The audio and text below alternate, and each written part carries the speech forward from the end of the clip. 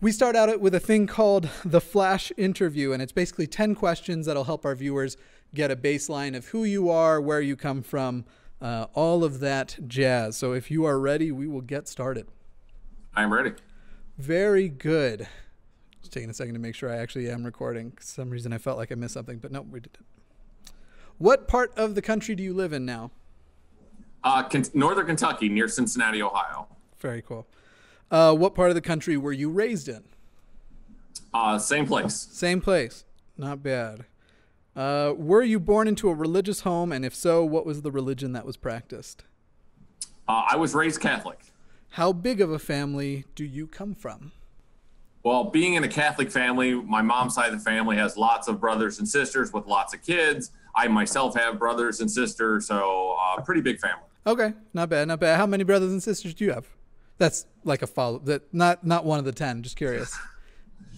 I have a sister who passed away. I have a half sister, a half brother, and a stepsister. Gotcha. So not bad. I come from a Mormon family. I have 12 siblings, so suck it. No, I have a small family. Is what you're saying? Yeah. Compared it's not a competition, but I'm losing. Exactly. You get it.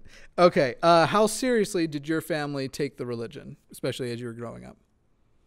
When I was growing up, pretty seriously. It was important that I went to church. I hated to go. I went to a Catholic school. They wanted me to go. I rebelled. I was forced to go. As I got older into my adulthood, it became more culturally Catholic. Right. To my mom, eventually, she became an atheist about the same time I did. Okay. We weren't talking about it. It just kind of happened at the same time. So that kind of answers the next question, which is, were you the first member of your immediate family to leave the religion? Yes, I was the first that was open and vocal, but my mom was kind of around the same time that was taking that journey a different path.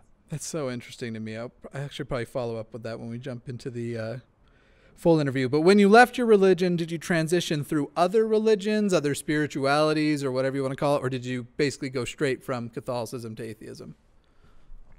I was Catholic. I dabbled in, looked at Wiccan stuff for a while. Yeah. But I kind of went from Catholic, and then I kind of went to just being a Christian, to a deist, to agnostic, to atheism. That took about 10 years. Okay. That journey, that process. Mine's very similar. I had a couple of moments where I pretended to be Buddhist, but I had no idea what any of that meant. So let's see. How old were you, or how long ago? So you don't have to do both. You don't have to age yourself if you don't want to. But how old were you, or how long ago was it that you became an atheist?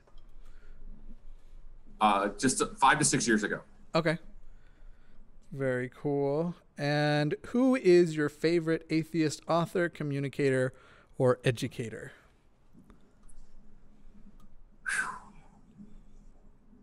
That's a tough one. I would say depends. Is that a cop-out? Yes. It really depends on what I am looking for. There are so many good ones I hate to name. If I'm looking for my average news, I look at Haven't Meant to The Friendly Atheist. If I'm looking at books on sex, I refer to Dale Ray. If I'm looking at social justice or racial issues, or I think a lot of the atheists have expertise, and I go to multiple places instead of getting all my information from one source. So there's just so many good people that I get my information from, not just one. I'll let it go. I always go with author. I love Hitchens. Okay, if I had to go author, yes. Okay, all right. Hitchens is why I became an atheist. Like, that was the book that put it over the top. So yeah, he's irreplaceable. Hitchens, favorite author. If you got to go author, yes. It's such a bummer because I left Mormonism and was a full-fledged atheist by about 2013. I left Mormonism around 2010, but was doing that whole transition phase. Certainly by probably by 2012. 2013, I'm fully atheist and ready to tell people I'm atheist. And it sucked to find this person that was just like, oh, his debates and his books and I can't get enough of. And I probably had seen 2 or 3 of his debates and read 1 of his books before I realized he was dead. And I was just like, no. And then Greta Christina, Why Are You Atheists So Angry? 99 Things That Pissed Off the Godless is one of my favorite books. All right. My daughter did a speech with that in mind at and I forget where she was at, and it just kind of won me over, and I absolutely love that book. Gotcha. Good deal. And then the final question of the Flash interview that we've been taking our time on, thereby voiding the name of it. But what if you could have dinner with any individual, present or in history, who would it be? I come with the thinkers. Good question. With anybody.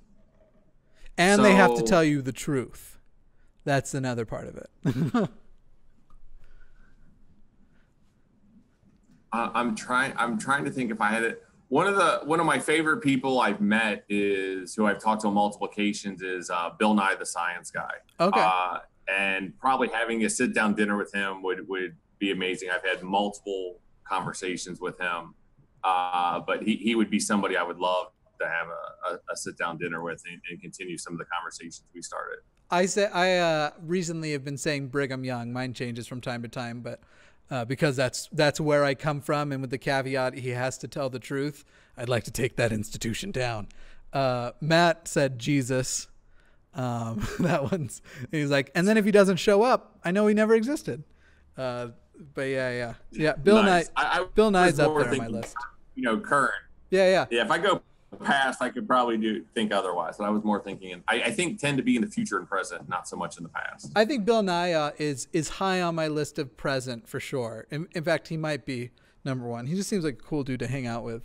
If I had to go in the past, I would say Thomas Jefferson. Okay, yeah. Because of some of the amazing things he did for history, but also some of the immoral things he did with slavery and that conflict that he had. And I would love to hear his thoughts and walk him through it, and seeing some of like the founding fathers of what they were dealing with, of the good and the bad, and having an atheist conversation with those people before it was a prominent thing, like with the knowledge we have today. I think that would be a fascinating conversation. I'd have some Second Amendment questions for him too. Like, hey, when you guys were thinking of this, did you ever conceptualize that one day you could kill 50 people in a crowd with one gun in under 2 minutes?